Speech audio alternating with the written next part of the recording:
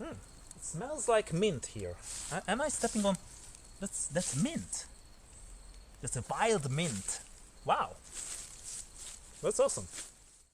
I just stumbled upon an article which said, Naughty Dog's Neil Druckmann responds to Intergalactic the Heretic Prophet backlash. Stick to your guns and do what you believe in.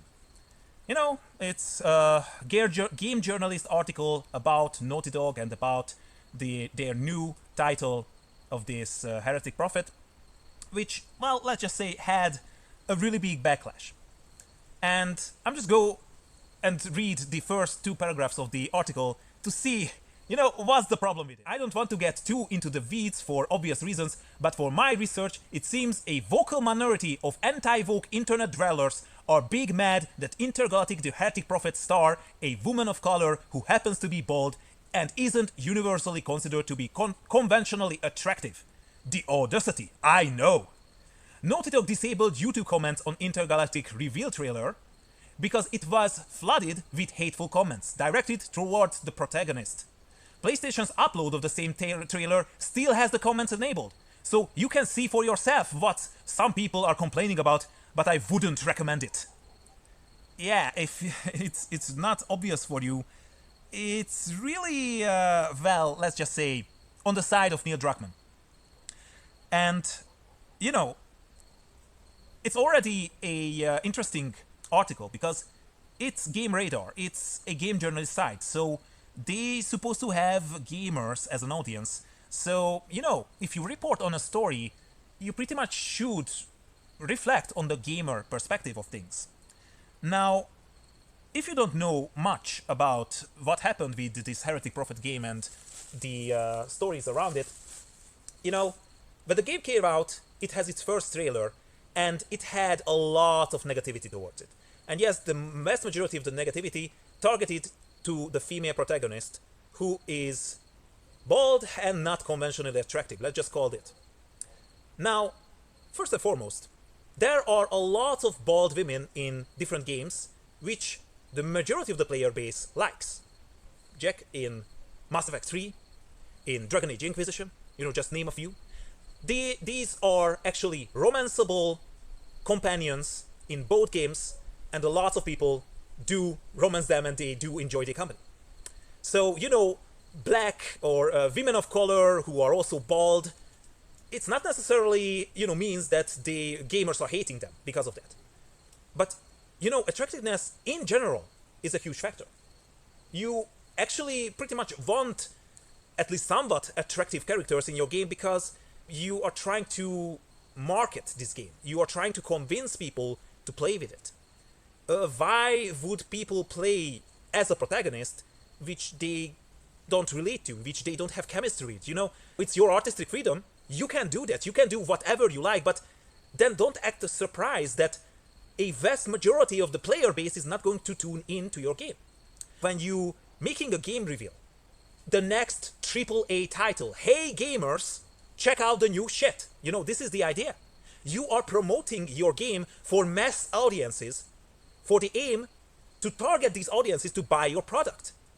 Now, if you are making this marketing, if you are targeting these people, this demographic, and you consciously creating the main character to be unappealing to this demographic, why are you surprised that there is backlash? I mean, we are not talking about that you and your friend made a private show, in an art gallery when you are making some niche, small title with some really strange main characters and such, and, just people who have the same artistic inclining, they're just going to join in and enjoy the things. I would understand the outrage, that you are upset because of this. But this is the other way around. You just came in to the gamer space, where the mainstream audience is, and gave them a main character which does not appeal for the mainstream audience. And then act surprised that the mainstream audience is voicing their concerns and displeasure. And then, the other part that this news article is not sharing is that right after this, let's call it controversy, this character, the main character, actually shared a fan art where she is drinking the fragile masculine tears, the tears of these fragile masculine boys, incels also, to mock them. You know, everybody who's not liking her design is an incel, has fragile masculinity. You know, you're not just made a character which is not appealing for wide audiences, then you started to mock them on the internet. And then, you know, in result of this, in this entire thing, you got a lot of hate and a lot of hate messages. Yes, I generally do believe nobody should send hate messages. You know, vote with your wallet. If this person did upset you, just simply don't buy the game. And this is exactly what is going to happen with this game. Okay? But, yeah, the writer of this article clearly does not agree with me. Because, you know, they failed to mention that they mocked their own audiences with this fan art which they shared. They failed to mention that if you are not making a AAA game, but just an indie title with a, let's call it, ugly protagonist, sure, you know, go for it. I mean, why not? Who cares? But no, you are having millions of dollars of budget, and you are trying to reimburse that money by the money from the purchases of that mess what you are insulting right now. Don't you see the problem here? So, of course, the game journalist here does not see the problem here. And the other thing I wanted to talk about is that this game journalist actually linked, you know, Naughty Dog's trailer here, which has the comments disabled, and also told us that PlayStation also uploaded this trailer, the very same trailer, and it also had the hate comments, what they are talking about, but it does not disable anything. When game journalists tell me that don't look up something, for me that generally means that I absolutely have to look up that thing. And just to list you a couple of things, I just opened up this trailer and I just start to read the top comments. I feel like Will Smith will slap me for making fun of her. They sell hair as a separate DLC. The trailer is 2 hours ago. It's so old, we need a remaster. I respect Sony for not blocking the comments. Yep, from the same studio, but not the same people. Again, this comment references is subtitles that from the same studio which gave you Crash Bandicoot, you know, and other titles like that. Yeah, the same studio, but all of the people which made that magic happen, including Last of Us, is already fired or left the company. Bruce Straley, he is the creator of Last of Us. He made that wonderful journey, the first episode. And when he was left, because of burnout, because, you know, under the leadership of Neil Druckmann, a lot of people left the company because of burnout, came Last of Us 2, with questionable narrative choices and, you know, basically ruining the legacy of the first game. Amy Hemming, one of the biggest names in the industry. Nope, not there. Left because creative differences. I mean, come on, creative differences. That's pretty much means that you had a really big battle that where the company should go, and she lost. That's why she left. Alright, but read the comments. You can really tell that this started production in 2020. Again, IGN is going to give 10 out of 10 for the haircut alone. Alright. This game is going to make a concordillion dollars. That's clever, you have to give that. That dog isn't naughty anymore. In order to keep the game at 60 FPS on PS5 Pro, they ditched the main character's hair. Again, this is a clever comment, you know, just shining a light that how imbalanced video games nowadays are, that how much they're just having FPS drops and such, and we cannot just seems to be able to release optimized games anymore. And they just raised that maybe, just maybe, they ditch the hair to, you know, not pay resourcing on hair physics. So, you know, okay, I say that, of course, the majority of the comments here are negative. The majority of the comments here are pushing buttons. They are, you know, messing around. But what I can see here right now are a lot of guys who are racing with each other that who can make more ridiculous comments, you know, who can troll better, who can come up with more clever things to just mock this trailer with. Is this really that insane level of harassment, this you know, unacceptable behavior which we should call out, which this game journalist should protect us from by, you know, telling us that, yeah, there are the comments right there, but don't check them out. I do believe that they are hilarious. I mean, sorry, this is just funny. And don't get me wrong, I myself do believe that the actress, the real life actress who they designed, created the face 3D model, that's actually a beautiful woman. I'm going to put a picture up here and you can see her for yourself. That is a damn fine woman. So that she's not looking like in real life in the game, instead he pretty much looks like a middle-aged Asian man. That was my first thought when I saw that pictures of her. So, you know, there comes the question that they intentionally uglified her.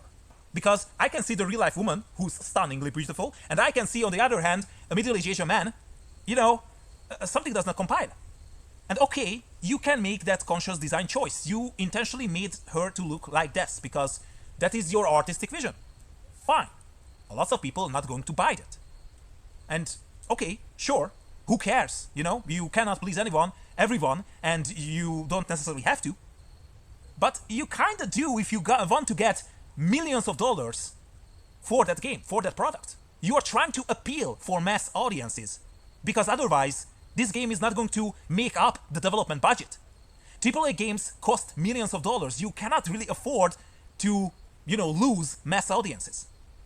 If you would make an indie title, that would be completely fine, but you are not. Right now, gamers are going to punish you for this, for the mocking, for the ugly character. But actually, I cannot imagine that why would an actress be okay with this? That she's beauty is just tarnished for, I don't know, why? Oh yeah, by the way, if you don't know what is going on, this is a live stream. I am walking in a forest and, you know, just talk whatever is on my mind. So this cut together YouTube video, what you can see, is not scripted. I'm not looking at the internet. I mean, I guess right now I read something on the internet, but you can see the point. I did not practice it. I did not, you know, came up anything. So if I stutter, if I not delivering it really good, I'm sorry for that. But I really hope that you enjoyed the video. And if you do so, well, please subscribe because it would help me out.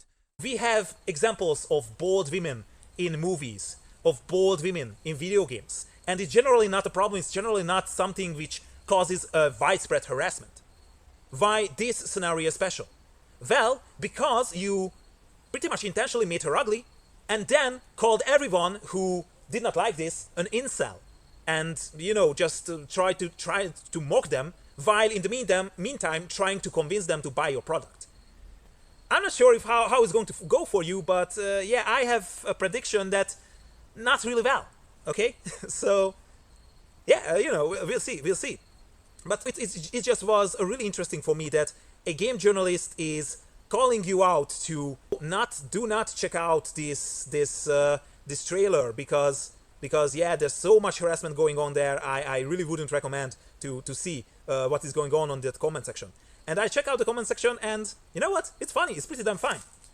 I mean, sure, you know, game journalists are biased. We all know that. But could you at least try to pretend that you are not in love with Neil Druckmann? You know, could you just pretend as a game journalist that you are actually reporting on something and not a political activist, right? Because you know, you already failed to mention that they are mocking actively the player base. You are over-aggregating the harassment, which is just joyful trolling and making, you know, a mockery out of the game. And, you know, just completely misinterpreting the entire situation where we are not really talking about, you know, that people are attacking their artistic merit. We are talking about that people are expressing their unwillingness to pay for this, what you are presenting. And then just talking about that how Neil Druckmann shouldn't even react to all of this because, you know, it's just nonsense. Yeah, the entire article is like that. It's completely biased. It's not doesn't even trying to show that they are trying to, you know, represent gamers in this thing. They obviously trying to give as much credit to Neil Druckmann as they can while ignoring every criticism what faces them. You can see more and more game journalists to be cashiers and McDonald's sooner or later because, yeah, I mean, why should I watch their articles? Now, the question is, if this new Naughty Dog game is going to come out, is this game journalist going to be honest about it? If it's good, if it's bad, you know, are they going to be honest about it? Or they're just going to give a really, really high score because they really, really want us to buy it? They're already showing us their bias. They're already showing us that they're not evaluating it critically. Why should I believe that I can trust their review? I can tell you, I don't. If they write anything about this game, I'm not going to believe them. I'm going to wait other resources, other reviewers, like YouTubers and such, who I trust in, who I know that they play with games, not like game journalists, and I know that they like the kind of games I like. Therefore, if they try this game out and they say that this is a great game, then I'm going to believe it. But for you, who clearly is biased, who are literally in love with Neil Druckmann, I'm not believing you. You are biased. So, you guys can share me what you think about it, but yeah, I really don't see why would anyone just buy this game. All right.